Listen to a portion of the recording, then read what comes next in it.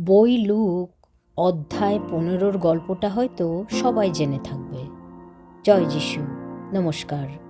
এক যুবক তার বাবার কাছ থেকে তার উত্তরাধিকার দাবি করে সে সমস্ত নিয়ে বাড়ি ছেড়ে চলে যায়। সব কিছু খরচ করে শেষ পর্যন্ত শূকরের খাবার খাওয়ার পরিস্থিতিতে এসে পৌঁছায়। এবারে ধরে নেওয়া যাক, বাবা তাকে তাড়াও করেননি এবং তাকে কখনো খোঁজ করাও বন্ধ করেননি। তিনি তাকে চলে যাওয়ার স্বাধীনতাও দিয়েছিলেন, আবার তার ফিরে আসার জন্য দরজাও খোলা রেখেছিলেন। একটা কঠিন প্রশ্ন করি, আমাদের মধ্যে কতজন আমাদের যা প্রয়োজন ছিল তা থেকে পালিয়ে এসেছি, কারণ আমরা ভেবেছিলাম যে আমরা অন্য কোথাও আরও ভালো কিছু পেতে পারি।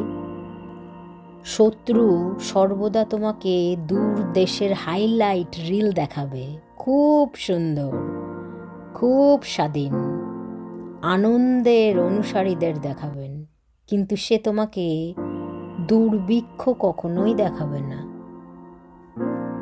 ছেলে যখন খুব খারাপ অবস্থায় পড়েছিল তখন তার মোড় ঘুরে যায়নি, বরং যখন সে মনে করেছিল সে কে, লেখাটিতে বলা হয়েছে সে নিজের কাছে ফিরে এসেছিল।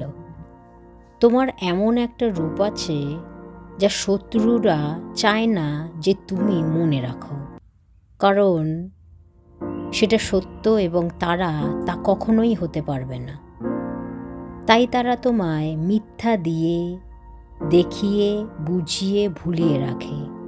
যখনই তুমি সত্যে চলবে ঈশ্বরের সন্তান হিসেবে, আজ হয়তো তুমি লজ্জায় ডুবে থাকতে পারো, কিন্তু টেবিলে তোমার আসনটি এখনো অপেক্ষা করছে, কারণ ঈশ্বরের কৃপার অনুগ্রহের মেয়াদ কখনোই শেষ হয় না। পোশাকটা এখনো মানানসই অবস্থাতেই আছে, আংটিটা এখনো মানানসই অবস্থাতেই আছে। পিতা পরমেশ্বর এখনো দেখছেন কখন তার বাছাই করা সন্তান ফিরে আসবে। প্রভু পরমেশ্বর, আপনার ভালোবাসায় আমরা একেবারেই নষ্ট হয়ে গেছি, যাকে বলে আদরে বাদর। আমাদের অভ্যাসগত লালসা, যা আমাদের শান্তি বয়ে আনবে না, বরং আরও লোভী বয়ে আনবে, বা যে কোনো অতিরিক্ত বাড়াবাড়ি থেকে আমাদের দূর হতে সাহায্য করুন। শত কোটি আগাম ধন্যবাদ জানাই। জয় যিশুর জয় হোক।